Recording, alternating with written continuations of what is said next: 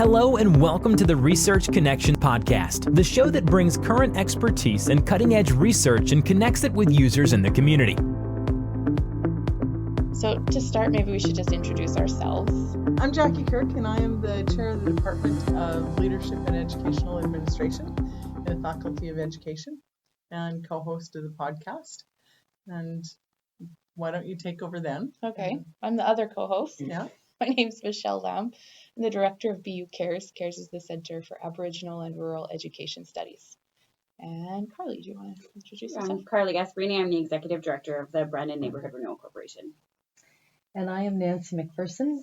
I am co-chair of the Department of Nursing at Brandon University, and I'm an associate professor. And so both of you come to the topic of homelessness. I know, Carly, as Brandon Neighbourhood Renewal Corporation, that's a lot of what you do. Yeah. And so in health, how does that connect? In health, we're primarily concerned with housing affordability. So at a population health level, looking at what proportion of our population is struggling. And we've recently released the 2019 Comprehensive Community Health Assessment. And what we found in terms of housing affordability in Brandon is that every district has a significantly higher proportion than what is deemed acceptable for housing affordability. So the cutoff for affordability is considered 30% of the income.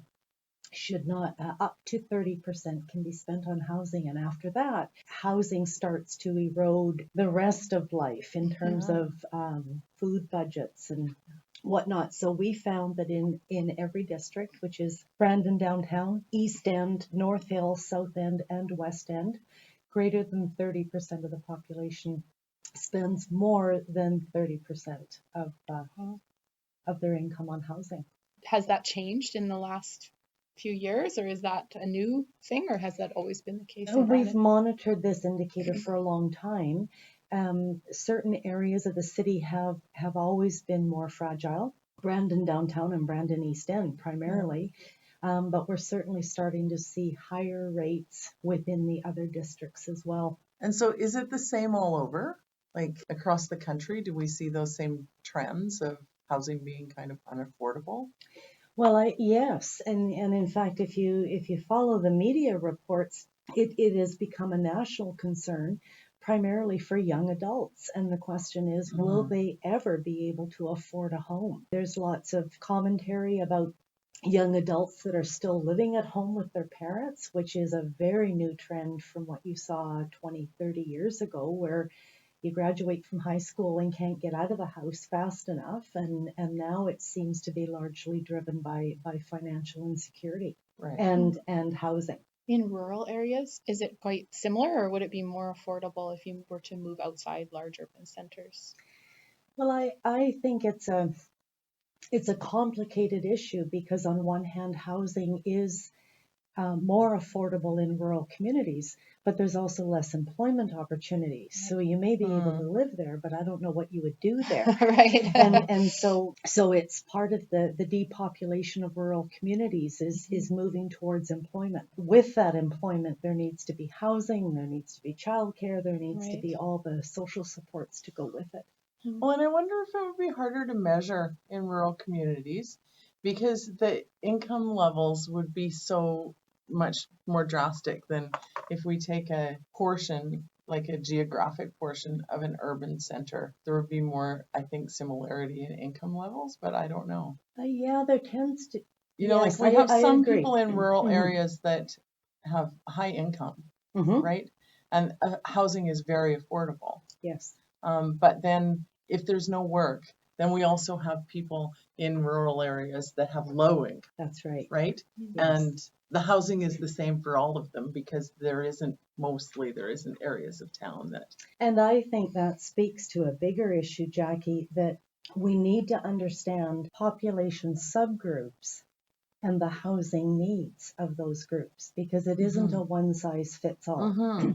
I think in future directions, what we ought to be looking at is housing on a continuum. So if we think about emergency short-term housing, right through to the higher end housing units, in the west end of Brandon, And where are we on the entire continuum? Because that's where the population lies. Not everyone wants a 4-bedroom cab over in the West End, or needs that, or can manage that. So the question is, how do we support individuals who are more vulnerable at the front end to be able to position themselves appropriately on that continuum? I think about transitional housing, for example, for people who are just getting on their feet, whether that is a change in their relationship and their family dynamic, whether that is being released from prison, that they need something now that's temporary to get on their feet and gradually move through the continuum. But we have focused on annexing land in the West End and building a particular type of housing unit as if that's what everyone's looking for.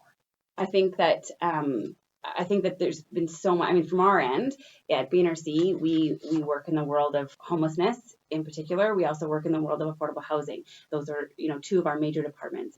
Even if we're using housing first, you still need places for them to go. Right. You need units. And if we don't have units, then, and housing first is a model that utilizes the market. So it doesn't necessarily have to be a specialized. You can use private landlords, you can use private units, and we have lots of really great landlords in our community who are open to working with our Housing First program and take in clients. And basically that person, once they're put into that unit, is supported to be there. So, housing first, exactly as it says, right? They're put into the unit, and then they're assisted at their when they're ready, at their own timeline. And what we find, not we, but the research that goes behind it finds, is that if you have housing stability, it becomes a whole lot easier to figure out the other things in your life that are struggles.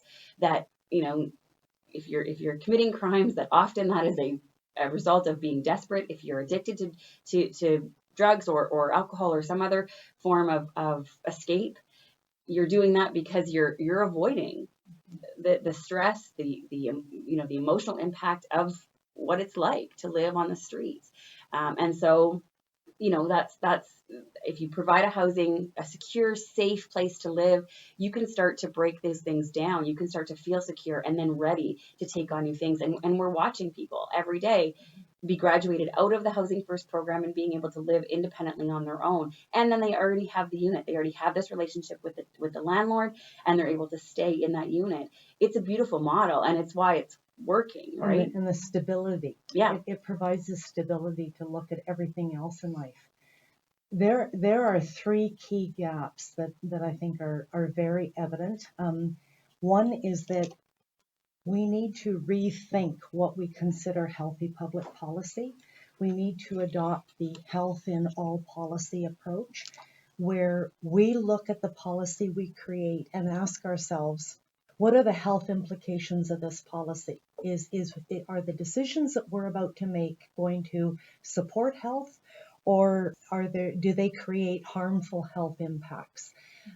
When I look at the focus on further development in the West End, it has taken the focus off refurbishing existing housing stock downtown. And it's almost like we can't look across the city. We have our eye on one part of it, and we're missing the whole other piece. And the other, in terms of public policy, is that there is a lot of area for advocacy in terms of social assistance rates.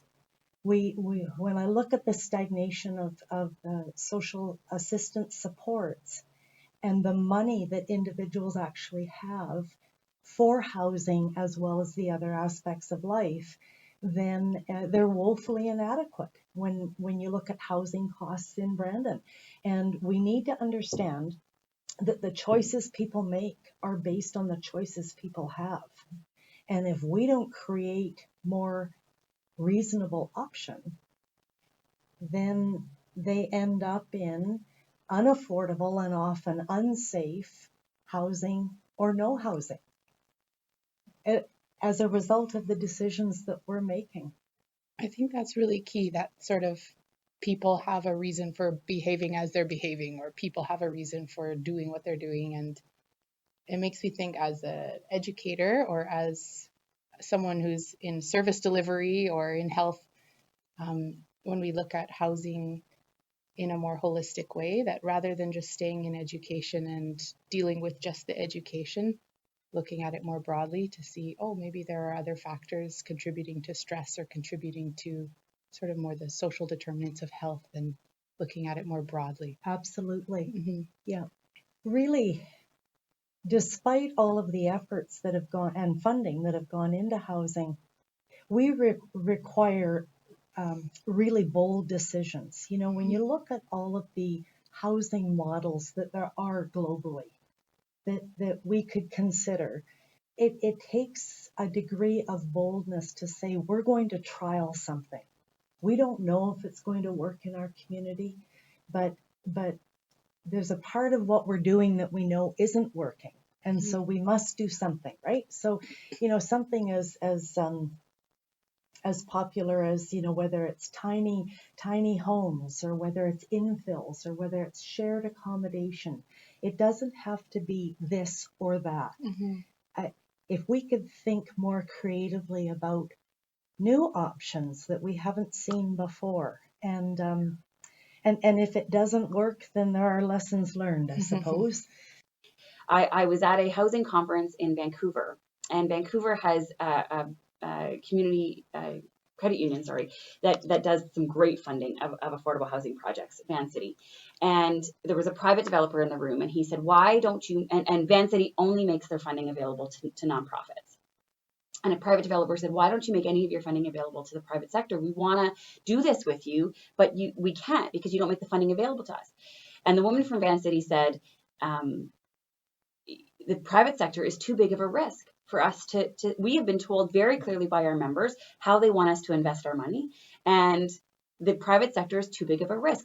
The nonprofit sector has a commitment to mission that we can get behind. That's what we're investing in, is that commitment to mission. And a proven track record of that. Exactly. Yeah. And for me, it was like, yeah, sometimes as nonprofits, we undersell ourselves as the experts, right? And this was like, no, this is a financial institution who was ready to say, no, the nonprofit sector is a better bet here. They are the experts in this. And I don't want us to forget about that in this new world of, Manitoba housing and the even the city and our municipality has invested a lot of money in affordable housing. Really, I mean, some could argue both ways, but typically municipalities wouldn't see homelessness or house as part of their mandate, right? That's not necessarily what taxpayers are asking them to do. And our council has been brave and put money forward, and that's fantastic. But even there, we have to hold them accountable too, to say, are you looking for the experts in affordable housing if you are giving that money to the private sector? And if you are you writing into the clauses that they have to play in our sandbox, right? That they have to take the people that we say, score, we have data now. We have a way of saying who needs this housing the most. And are they willing to take people off of that list? Another piece is right now Manitoba Housing here in Brandon uses BEEP, which is the Brandon Energy Efficiency Program. It's a program of the BNRCs, uses them extensively for their capital maintenance work on their units. BEEP hires individuals with barriers to employment. We move people most of the time off of EIA into employment, and then provide them with skills to remove barriers. We help them get their GED. We help them get their licenses. We help with childcare, housing, counseling, all sorts of different barriers that make it impossible to enter the traditional job market right off the go. And then we move them into the traditional job market. So we move people, really out of poverty through this program. It's got, almost 13 years of a very successful rate of doing this. And Manitoba Housing has been a very important partner in that, because they are a number one customer. And we do that work for them, and it's a good program. If Manitoba Housing transfers all of their units to the private sector, and I mean, right now they are keeping all of the capital work, so presumably we'll keep, but we have, we don't know what that'll look like. It could all change, and now it's not Manitoba Housing requesting capital work on their units. It's another company requesting through the government, and right, and we have yet to see how that's all going to play out. And of course, I'm nervous. I'm watching closely. I'm going to keep holding them accountable. I'm going to keep talking about it, because this is important. This isn't just about housing now. It's about employment. It's about helping people through their addictions into employment, into housing. It's dealing with the whole spectrum. And these kinds of programs, I speak about BEEP because I know it intimately, obviously, but there are good programs across our community and across our province that are doing very good work. And I think that there's a domino effect here, right? If they do this, then that's going to affect that, And so we have to consider all of the implications of what we're doing to make sure that affordable housing is kind of that center, but then it's going to ripple effect through all sorts of other things. Which is why those not-for-profits who are heavily engaged in the housing issue need to be part of that strategizing and the planning, and not just the recipient of the decisions that are made, right? Because you are actually the boots on the ground that can make much of this work happen. I just really appreciate the opportunity to come together and talk about housing because it is a critical issue in our community. I think one of the things we should never lose sight of is the fact that Brandon is the absolute ideal size to work collaboratively, to trial new ideas. We're all we're well connected. If we can't do it in Brandon, I don't know how Toronto would ever even try. Thank you for listening to the Research Connection podcast. You can visit our website for links to everything that was mentioned in the episode, and for more Research Connection content at www.brandonu.ca/bu-cares. Be sure to rate and subscribe so you can stay up to date with current research that impacts your community. Thank you.